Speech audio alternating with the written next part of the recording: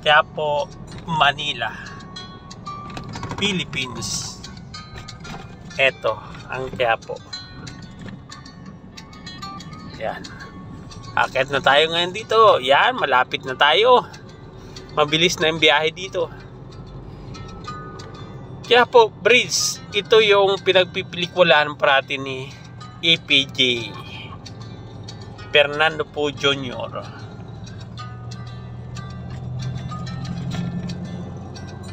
Ayan. Quiapo Bridge. Top Baclaran Rose Boulevard. Yan.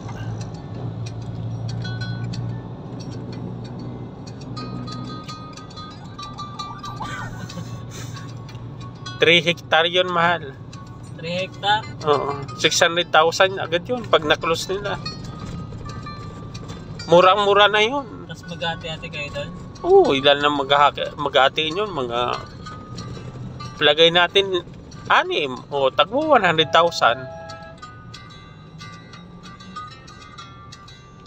Ay kung konti lang, mga 4 lang, o di malaki-laki rin, may 100.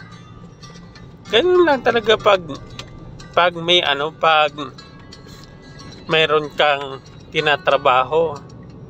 Tapos pag sa realty, mabilis lang talagang pera kasi daming pera nun yung papa. Nako, 10,000. Kaso lang hindi ko lang alam ba't naubos agad yun eh. Yung komisyon ko dyan, mahal, noon nung maliliit pa kayo dyan sa Delta, siguro kung mga 300,000 yun. Mahirap ang pira noon.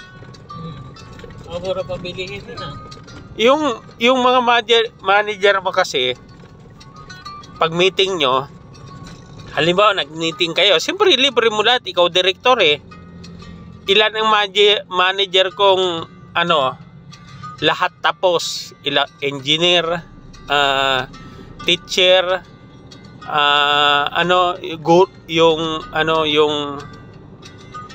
basta 3 engineer yon, tapos 3 teacher yata yun, accountant, yung manager ko dyan. Di siyempre pag sila nagtrabaho, kinulos nila yung benta, hindi ka na mahirapan, i-assist mo na lang. Ang ginagawa ko, para happy parati sila, pag meeting, libre lahat pagkain yun, kahit anong kainin nila doon. Sa meeting namin, anong gusto mo? Bayaran ko yan. Bayaran ko yan. Minsan, pero mura lang nun.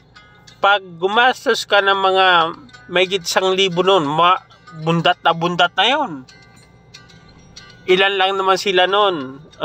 Pagkasamang asawa, 12 lang.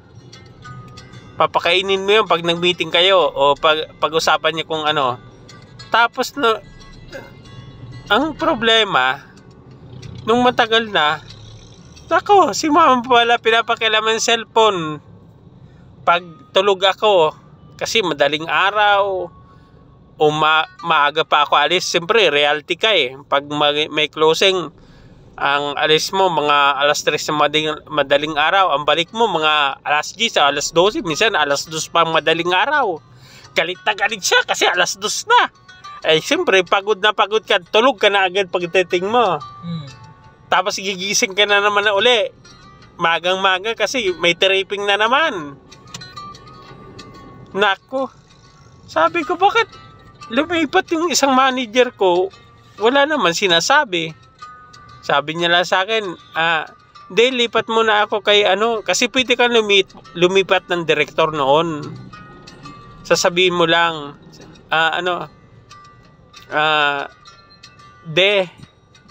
gusto kong lumipat kay direktor ganito. Siyempre, ikaw, tatanong mo, hindi ka na magtatanong, bakit ka lilipat? Gusto ko sa kanyang lumipat, sige, lipat ka.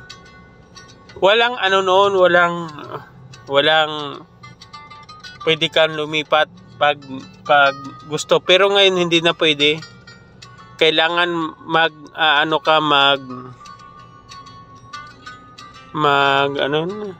gagawa ka ng sulat sa pinaka department head bago ka lumipat ngayon.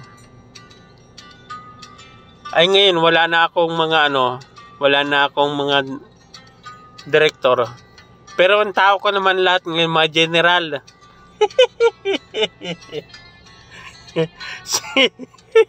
Sila dahil Pero ano siya ngayon?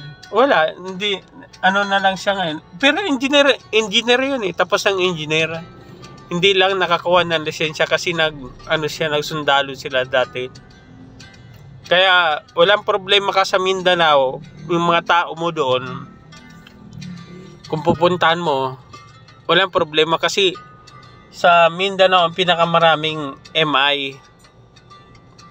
Pero partner yan ng partner ng sundalo yan doon. Ang ganda naman dito. Ganda ko.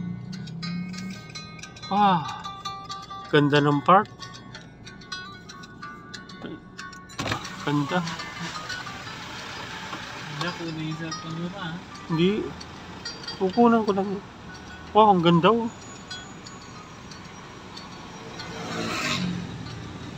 Ganda ng park.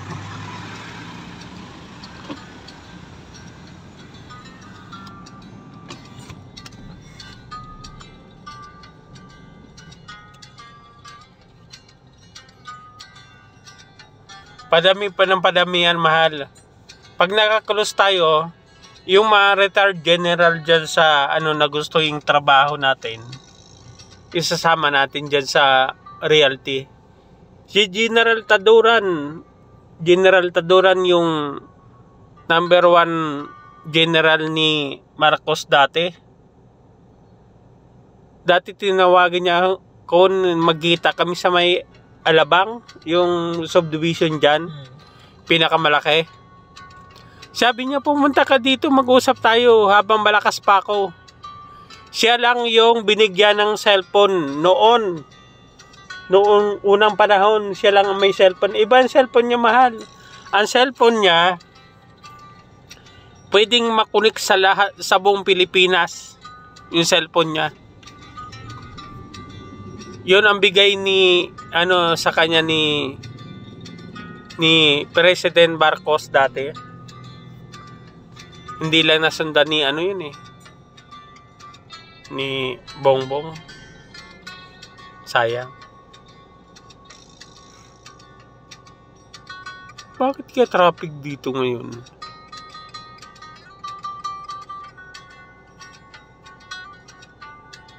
Ano ginagawa ng mga kalsada?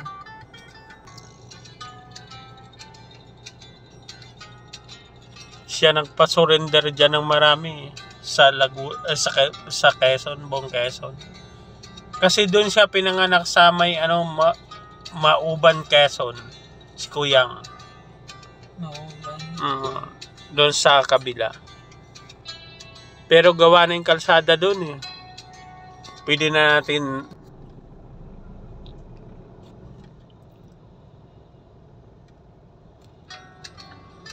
ganda na dito. Mahal, dati walang mga puno yan dati. Tingnan mo, lalaki na ng puno. Dati ang mga puno niyan, mga hanggang baywang lang. Ngayon ang laki na oh. Ang ganda ng tingnan. Yan ang Luneta, yung kabila, mahal. Ito, ano naman? Intramuros. Diyan maraming namatay, mahal, ng gera. Kasi iyan yung pinipelikula doon nung nilulusob nila ng mga Kastila yan eh. Yan. Luneta ba yan? Oh, yan ang Luneta. Luneta, Manila.